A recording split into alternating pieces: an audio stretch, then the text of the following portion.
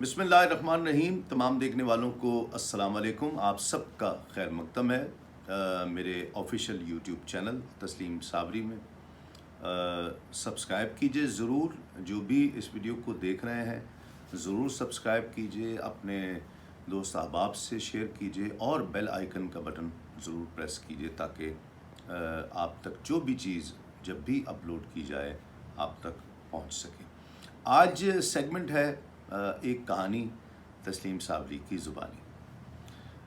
कहानी कुछ यूँ है कि बाबा जी अशफाक अहमद मेरी नज़र में तो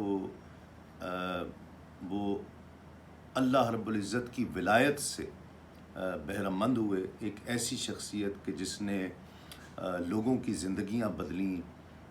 ख़ुद उनकी शख्सियत में जो इनकलाब आया है और जो उनका बताने का, लिखने का, सिखाने का जो अंदाज़ रहा है, जो उन्होंने इज्ज़ व इनकिसारी लोगों के क़ुलूब में मुंतकिल की है, लोगों को जो जीना सिखाया है, लोगों को जो जीने का मकसद बताया है और जिस अंदाज़ से बताया है कि उन्होंने बहुत सारी अक्सर चीज़ें उन्होंने अपनी ज़ात से शुरू की हैं और उसकी मिसाल लोगों को अपनी ज़ात से दी है।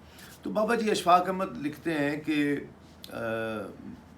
नया नया दौर था जब मैंने दीन पढ़ना शुरू किया और कुरान की तिलावत में दिल लगने लगा, अल्लाह रब्बुल इज़्ज़त के ज़िक्र में, दुरूद में दिल लगने लगा, नमाज़ पढ़ने लगा, ज़िक्र अज़कार करने लगा, तस्बीहात पढ़ने लगा, तो नमाज़ों की पाबंदी होना शुरू हो गई।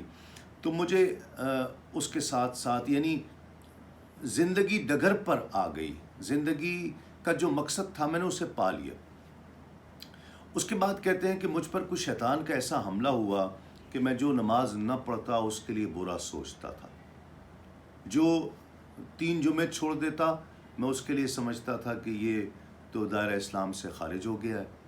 मैं लोगों को तनकीदी नज़रों से, जो लोग दीन पर अमल पैरा नहीं थे या दीन को फॉलो नहीं करते थे, मैं उनको अजीब नज़रों से देखने लग गया।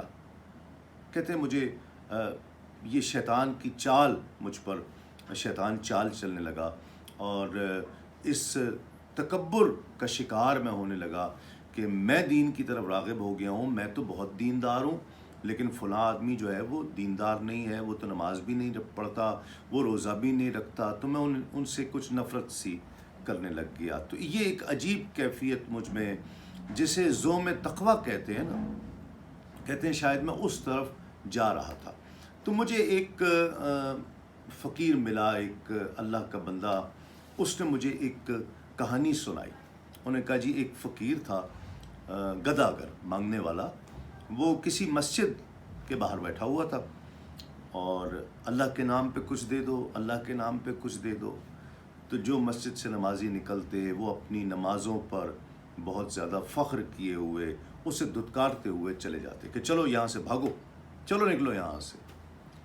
कह रहे हैं वो बड़ा मायूस हुआ वो गदागर और जाकर कुछ दिनों बाद मंदिर के सामने बैठ गया।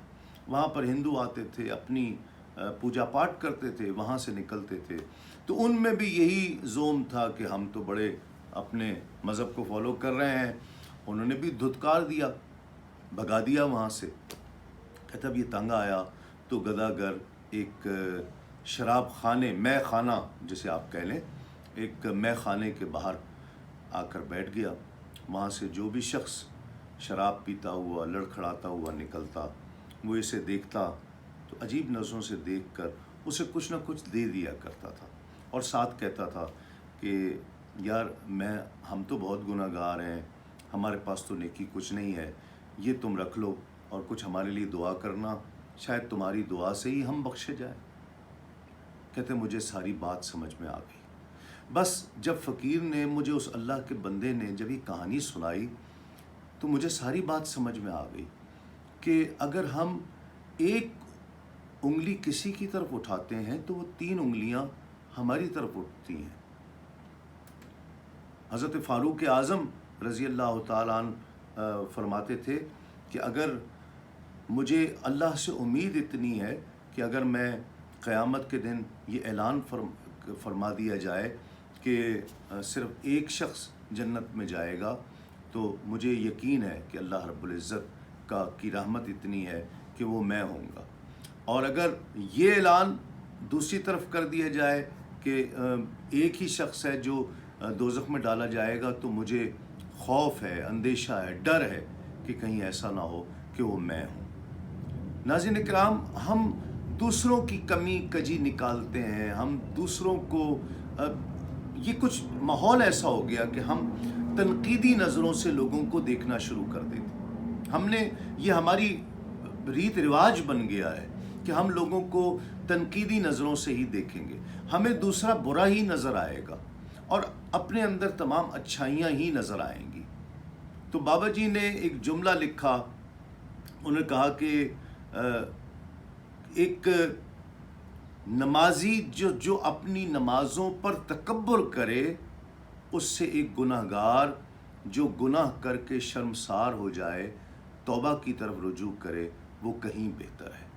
یعنی اس شخص سے کہ جو نیکی کر کے اس کا زوم کرتا ہے، اس پر تکبر کرتا ہے، اس پر فخر کرتا ہے، اور اس کے دل میں کچھ ریاکاری جنم لینے لگتی ہے، اس کے عمل میں ریاکاری آتی ہے، تو اس سے کہیں وہ شخص، وہ گناہ گار اچھا ہے کہ جو گناہ کر کے پھر توبہ کر لے اور پھر شرمسار ہو، پھر اس پر آنسو بہائے کہ مجھ سے یہ کیا ہو گیا ہے۔ ہمارے یہاں آپ معاشرے میں دیکھیں، خاص طور پر اب سوشل میڈیا میں تو ہر شخص دوسرے پر تنقید کر رہا ہے، ہر شخص یہ سمجھ رہا ہے کہ جو میں کر رہا ہوں یہی ٹھیک ہے، جو باقی سب، اور جو میں کہہ رہا ہوں وہی دین ہے۔ یہ حق کسی کو بھی نہیں ہے کہ کوئی شخص یہ کہے کہ جو میری بات مانے گا وہ مسلمان رہے گا، جو میری بات نہیں مانے گا وہ دائرہ اسلام سے خارج ہو گیا۔ یہ حق صرف اللہ اور اس کے رسول کا ہے کہ جو اللہ اور اس کے رسول کو فالو کرے وہ دیندار ہے، اور جو اللہ رب العزت اور اس کے محبوب کی اطاعت نہیں کرے گا وہ مسلمان نہیں ہے، وہ دائرہ اسلام سے خارج ہے۔ یہ حق صرف اللہ اور اس کے رسول کا ہے۔ ہم یہ الزام کسی پر لگانے سے پہلے کہ وہ شخص ایسا ہے، فلاں شخص ایسا ہے، ہمیں یہ تو سوچ لینا چاہیے کہ ہم اس کی غیبت کر کے کتنا بڑا گناہ کر رہے ہیں، ہم اس میں جو برائیاں نکال رہے ہیں، اس پر جو تہمت لگا رہے ہیں، ہم اس سے کتنی برائیاں اپنے نامہ اعمال میں لکھ رہے ہیں۔ تو ناظرین کرام، پیشنس، میں سمجھتا ہوں کہ پیشنس بہت ضروری ہے، ایکسیپٹنس بہت ضروری ہے۔ جب ہم ایک دوسرے کسی سے دوستی کا رشتہ بھی رکھتے ہیں نا، کسی سے کوئی رشتہ داری نبھاتے ہیں، تو اس میں بھی ہمیں یہ سوچنا چاہیے کہ اگر میں اس کی 5 برائیاں دیکھ رہا ہوں تو مجھے یہ سوچنا چاہیے کہ اگر میں نے اسے 5 برائیوں کے ساتھ برداشت کر رکھا ہے اور اس سے دوست بنا رکھا ہے، تو وہ ہو سکتا ہے میری 50 برائیوں کے ساتھ وہ مجھے دوست سمجھ رہا ہو اور دوست بنا رہا ہو۔ تو یہ ہر شخص کی سوچ کی تبدیلی کے ساتھ ہی معاشرے میں تبدیلی آ سکتی ہے، اور یہ جو پازیٹیو چیزیں ہیں یہ ہم میں صلاحیت کر سکتی ہیں۔ اللہ رب العزت ہم سب کا حامی و ناصر ہو۔ آج کی یہ ویڈیو آپ کو یقیناً بہت پسند آئی ہوگی۔ اس چینل کو ضرور سبسکرائب کیجئے اور بیل آئیکن کا بٹن ضرور پریس کیجئے تاکہ چیز آپ تک بر وقت پہنچ سکے، اور اپنے دوستوں کے ساتھ، احباب کے ساتھ ضرور شیئر کیجئے۔ تسلیم صابری کو اجازت دیجئے۔ السلام علیکم، تسلیمات۔